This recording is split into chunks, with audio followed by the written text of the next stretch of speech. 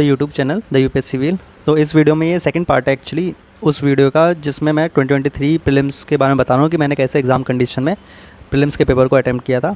तो ये मेरा ब्रीफ इंट्रोडक्शन है, you can see, and then let's come to the topic. ये क्वेश्चन पेपर था, यहाँ तक मैंने डिस्कस करा दिया था। अब देखना यहाँ से ना जो क्वेश्चन पेपर आपको मिलेगा ना, उसमें काफ़ी अच्छे पैटर्न्स एंड काफ़ी अच्छे मतलब आपको ओवरव्यू मिलेंगे। तो ये देखिए, जैसे मैंने आपको ये बताया था, ये वाला क्वेश्चन अभी हम पढ़ रहे हैं, दिस क्वेश्चन। इस क्वेश्चन में ना यू विल सी कि ये वाला जो स्टेटमेंट 1 एंड स्टेटमेंट 2 होते हैं ना, इन दो में एक स्टेटमेंट को आप जैसे ही गलत कर दोगे तो आपको आंसर आ जाएगा। फॉर एग्जांपल देखिए, मतलब आप इनको में ना ज़्यादातर ये क्वेश्चंस में मैंने एक पैटर्न देखा है कि या तो सी में आंसर या डी में आंसर, मतलब एक स्टेटमेंट गलत होती है, आंसर आ जाता है मोस्टली। आप देखना जैसे ये वाले में, the soil in tropical rain forest is rich in nutrients. ये एक्चुअली मेरे को नॉलेज वाइज ही पता था कि भाई होता ही नहीं है न्यूट्रिएंट्स में, क्योंकि न्यूट्रिएंट्स पानी इतना बरसता है वहाँ पर ट्रॉपिकल रेन फॉरेस्ट में कि न्यूट्रिएंट्स सारे लीच हो जाते हैं।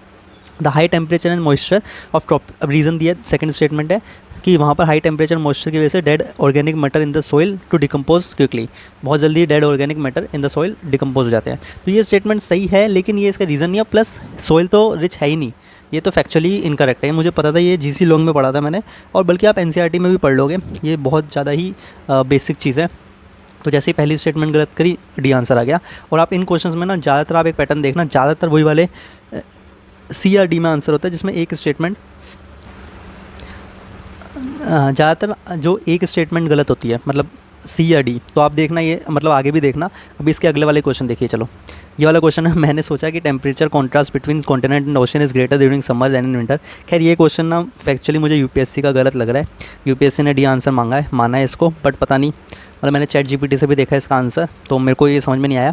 मतलब एक्चुअली क्वेश्चन क्या बोला, पहली स्टेटमेंट, मतलब यूपीएससी का आंसर डी है, मैंने ए माना था, और कई एस्पिरेंट्स ने भी, कई लोगों ने ए माना था, और कोचिंग्स ने भी ए माना था, लेकिन पता नहीं कि यूपीएससी ने डी माना है।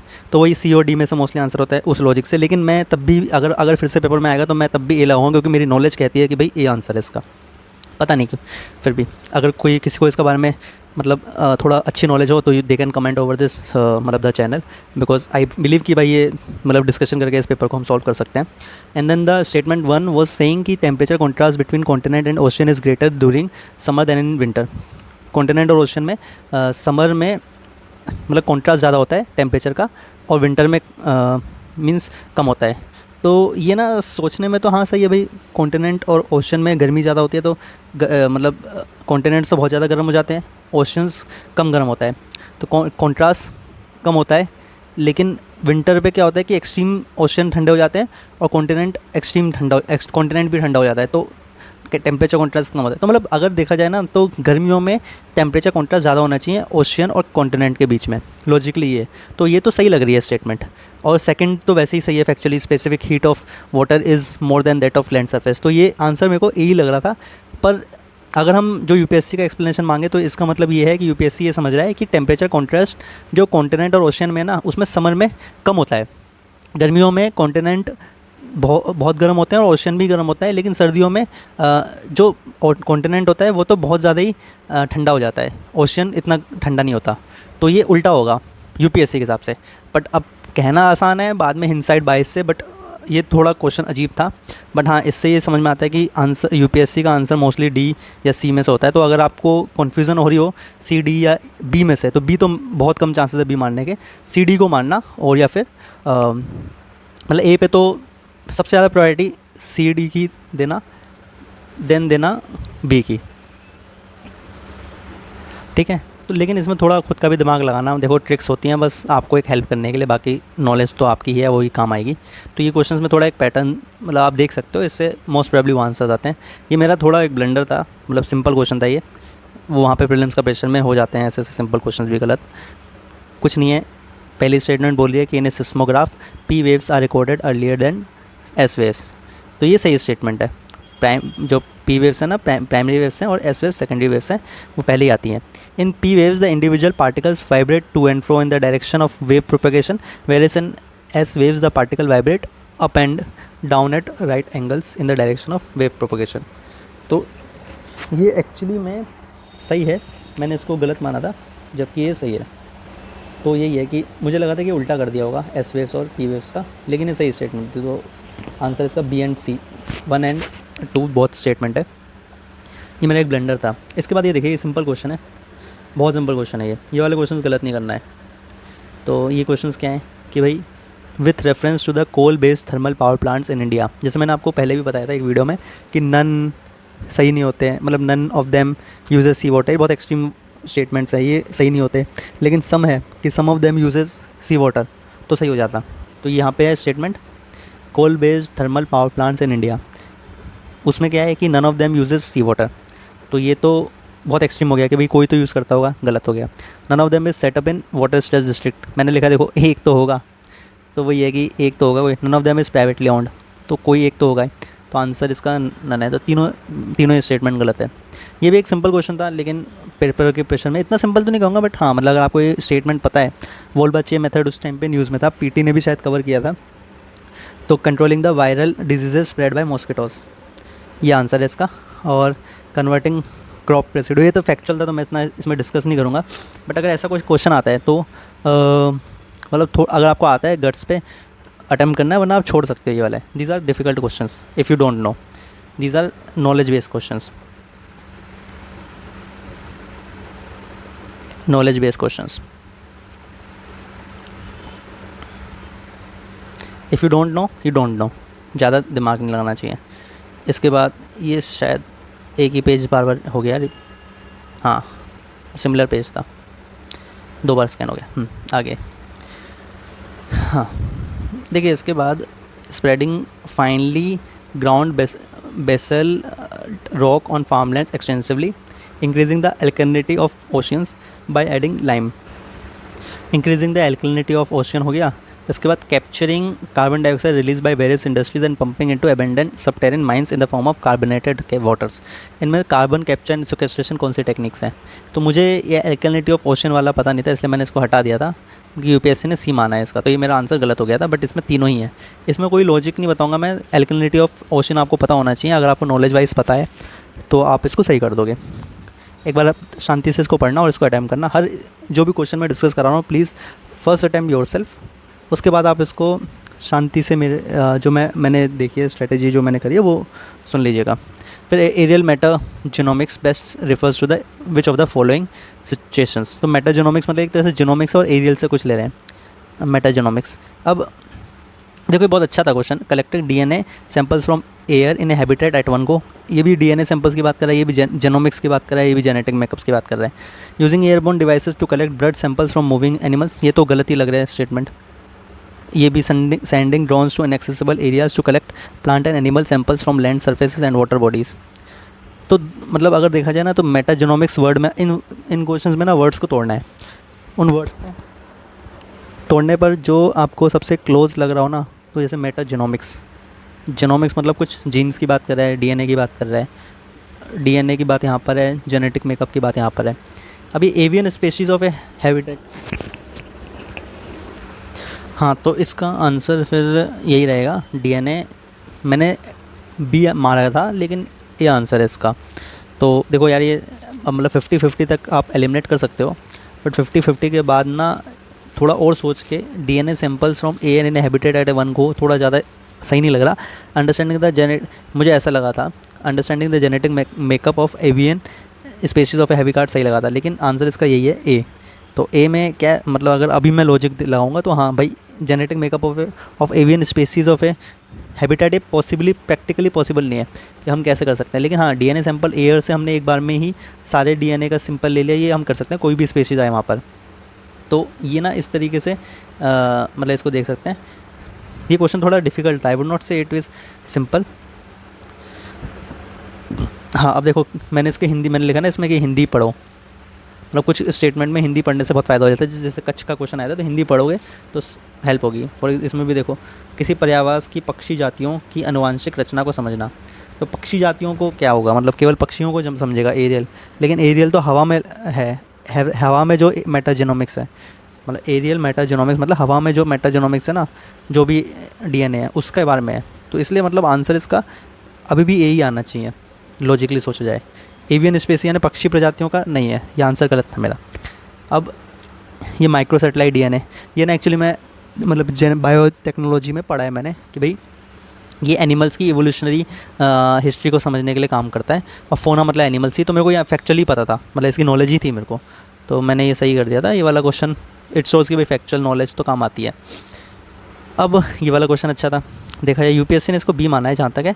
इसमें यूपीएससी ने देखो जननी सुरक्षा योजना, इन वाले जब भी कोई ऐसी स्कीम वगैरह है ना, तो जो पहली स्टेटमेंट में किस मिनिस्ट्री का है, किस उसका डिपार्टमेंट का है, वो मोस्टली आप देखना एक पैटर्न देखना, वो गलत होते हैं। डिपार्टमेंट जैसे यहाँ पे स्टेट हेल्थ डिपार्टमेंट का इनिशिएटिव है, तो ये चीज़ सही नहीं है। तो आप देखना कई बार ये पहली स्टेटमेंट गलत होती है। और फोर्थ स्टेटमेंट में एक फैक्ट है 1 ईयर ऑफ एज, तो ये थोड़ा आप कर सकते थे। बाकी दोनों स्टेटमेंट जेनरिक है, तो इसका आंसर बी है आंसर, मतलब वही है कि ओनली 2 होना चाहिए। मैंने ऑल 4 लगाया था एक्चुअल पेपर में, तो वो मेरा गलत था। इसके बाद फिर यहाँ पे भी देखो कुछ ना कुछ, मतलब इन वाली स्टेटमेंट में ना, स्कीम्स वाले में ना सारी स्टेटमेंट सही नहीं है। तो आप ये देखना स्कीम्स वाले जब क्वेश्चन है ना, तो कोई ना कोई ऐसा फैक्चुअल प्रोफाइल, देखो एनीमिया मुक्त भारत स्ट्रेटजी, ये क्वेश्चन पढ़ लो। In the context of interventions being undertaken under anaemia मुक्त भारत स्ट्रेटजी, पहली statement, it provides prophylactic calcium supplementation for pre school children, adolescents and pregnant women. It runs a campaign for delayed cord clamping at the time of childbirth. It provides for periodic deworming. It addresses non-nutritional causes of anemia. तो अब देखो इसमें profile lactic calcium supplement provide करता है या नहीं करता, ये थोड़ा मेरे को भी उस टाइम पे भी कन्फ्यूजन हो रही थी, बट थोड़ा ना ये जेनरिक सही लगा मेरे को, इसलिए मैंने ऑल द 4 मारा। लेकिन आंसर इसका ओनली 3 है यूपीएससी के हिसाब से, तो ये कैल्शियम टैबलेट्स नहीं देता। और वैसे भी सोचो ना, एनीमिया आयरन की डेफिशिएंसी की वजह से होता है। मतलब ये क्वेश्चन जो था ना, ये एनीमिया कैल्शियम, अगर आपको ये पता होगा ना कि एनीमिया होता है आयरन की डेफिशिएंसी से, तो आप ये क्वेश्चन सही कर दोगे। तो कैल्शियम क्यों देंगे इस तरीके से। अब देखो इसके बाद ये वाला क्वेश्चन। अब ये वाला क्वेश्चन देखो, ये इमर्जिंग टेक्नोलॉजी जो होती है ना, उसकी तारीफ़ करनी होती है। ये वाला क्वेश्चन पढ़ो एक बार। Carbon fibres are use in the manufacture of components use in automobiles and aircrafts, generic statement है। लेकिन second statement, carbon fibres once use can not be recycled, मतलब इमर्जिंग टेक्नोलॉजी है, तो भाई अगर एक बार हमने यूज़ कर लिया तो why it can not be recycled, आप ही सोचिए। तो मैंने काट दिया था statement and my answer was right, only 1। अब ये देखो, मैंने आपको एक बार डिस्कशन भी किया था कि न्यू टेक्नोलॉजी में ना जो एप्लीकेशन होते हैं वो सारे ही सही होते हैं मोस्टली। अब 3 आप ये पढ़ो एक बार, एक्सेलरोमीटर का एप्लीकेशन बता रहे हैं। कार क्लैश में यूज़ होगा, एक्सीडेंटल फ्री में होगा, स्मार्टफोन का टिल्ड होगा। अब इसमें मैंने ज़्यादा दिमाग नहीं लगाया था, मतलब सीधा ही लग रहा था एप्लीकेशन बेस्ड क्वेश्चन है, सारे ही ऑल 3 मारा था, बस आगे बढ़ गया था। ये फर्स्ट साइटेशन वाली आंसर था मेरा। इसके बाद मैं इसमें आया था, with reference to the role of biofilters in recirculating aquaculture systems, consider the following statement.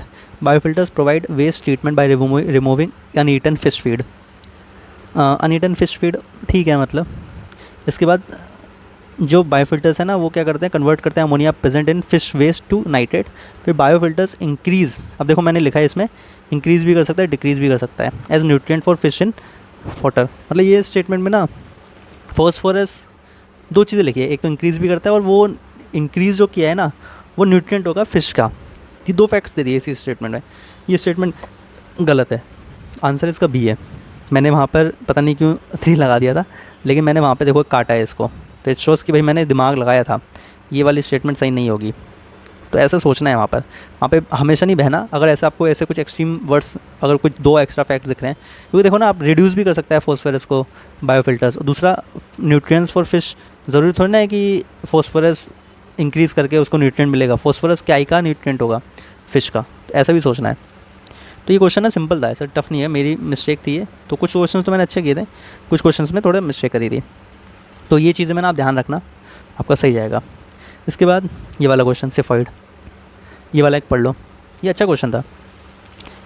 इसमें देखो बस ये है कि पल्सर्स जो है ना, they are neutron star that are formed when massive stars run out of fuel and collapse. और बाकी सिफॉइड ये नहीं है, ये तो ये जो पहली डिस्क्रिप्शन दिया है ना, ये सुपरनोवा है, giant cloud of dust and gas in nebula in space, stars that brighten and dim periodically. ये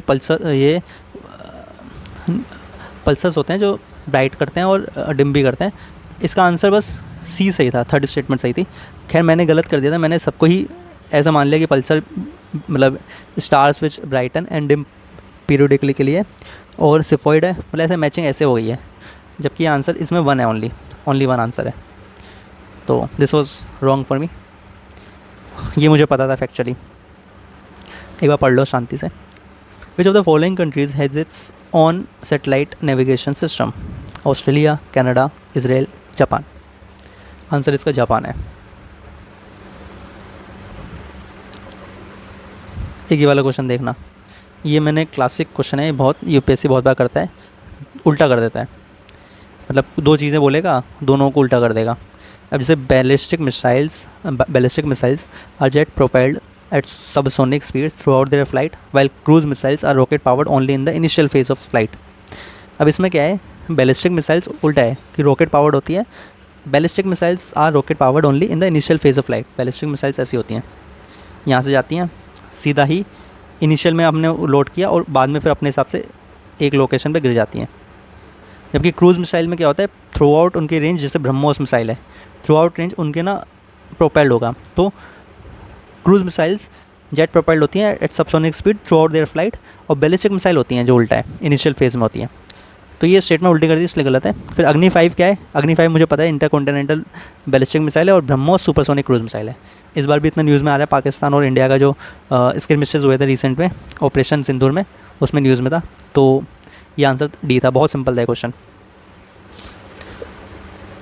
फिर ये भी अच्छा क्वेश्चन था। इसमें देखो, अब इसमें ना आप एक चीज़ देखोगे, ये ऐसे वाले जो एनवायरनमेंट के क्वेश्चन है ना, उसमें एक स्टेटमेंट को यूपीएससी गलत मान रहा है, आंसर मोस्टली बी हो रहा है। ऐसे एक ये वाला क्वेश्चन भी देखा, ये वाला क्वेश्चन भी हुआ, इसमें भी बी आंसर, मतलब 2 स्टेटमेंट ही सही थी। ये वाले में भी मतलब एक स्टेटमेंट गलत कर दी, ये वाले में एक। तो सारी स्टेटमेंट यूपीएससी सही नहीं चाह रहा है। अगर हम इसमें पैटर्न दिखाना चाहें तो all statements are not correct, इस तरीके से। तो आपने एक स्टेटमेंट को मतलब थोड़ा सा ज़्यादा समझ के अच्छे से पढ़ के एक गलत को मान सकते हो। कौन से वाले क्वेश्चंस में आपको खुद समझ में आ जाएगा। एनवायरनमेंट के क्वेश्चंस होंगे, दूसरा कुछ application of science and emerging technology नहीं होगा, लेकिन कुछ ऐसा होगा, स्कीम्स वगैरह होंगे जिसमें एक स्टेटमेंट गलत हो जाती है। ठीक है, इसके बाद जैसे इसमें है कि मर्करी पॉल्यूशन के बारे में, गोल्ड माइनिंग एक्टिविटी से मर्करी पॉल्यूशन होता है, सही बात है। Coal based thermal power plant से भी मर्करी पॉल्यूशन होता है, सही बात है। There is no safe level of exposure to mercury. अब थोड़ा सा भी तो नुकसान है। तो मैंने मतलब इसमें सोचा था, अल्टीमेटली तीनों सही मान ली थी, लेकिन यही है कि ऐसी वाली स्टेटमेंट जो होती है ना, जो थोड़ा सा आपको खुद समझ में आ जाएगा कि कुछ अलग से एक्स्ट्रा डाल रहे हैं, तो वो थोड़ा गलत होने के चांसेस हैं उस स्टेटमेंट के। तो आंसर इसका बी है। आप देखना इसमें नो, मतलब मेरे को लगता है यूपीएससी ने क्या सोचा होगा कि भाई कुछ नॉन सेफ़ लेवल होगा कि भाई इससे नीचे में आप मर्करी करोगे तो नुकसान नहीं होगा। तो मे बी इसलिए उन्होंने इस स्टेटमेंट को गलत माना है। ग्रीन हाइड्रोजन के लिए बताओ, it can be directly use as a fuel for internal combustion, it can be blended with natural gas and use as a fuel for heat और power generation, it can be use in hydrogen fuel cell to run vehicles. वही है, इसमें भी मैंने ज़्यादा सोचा नहीं, because वही लगा मेरे को कि भाई न्यू टेक्नोलॉजी है, तीनों सही होंगी, अटैम्प्ट करो, आगे बढ़ो। तो यहाँ तक मैंने 50 क्वेश्चंस डिस्कस कर लिए। तो आपने देख लिया कुछ पैटर्न्स, तो आपको भी समझ में आ रहे होंगे क्वेश्चंस में। अब आप ऐसा करना कि मतलब अब मैं नेक्स्ट वीडियो में इसके आगे डिस्कस करूँगा। मीनवाइल कुछ क्वेश्चंस आपको लगे जिसमें और आपके कुछ इंसाइट्स हो, या फिर आपको कुछ लगे और अच्छे से डिस्कस कर सकते हैं उसको, या फिर और कुछ आपको कुछ पूछना हो, इंसाइट्स देना हो, तो you can comment on this video. और लगभग ये 2 वीडियोज़ और बनेंगी इस पर, तो आप उन वीडियोज़ को देखना, और कुछ लगे आपको तो please comment. Okay, all the best, thank you.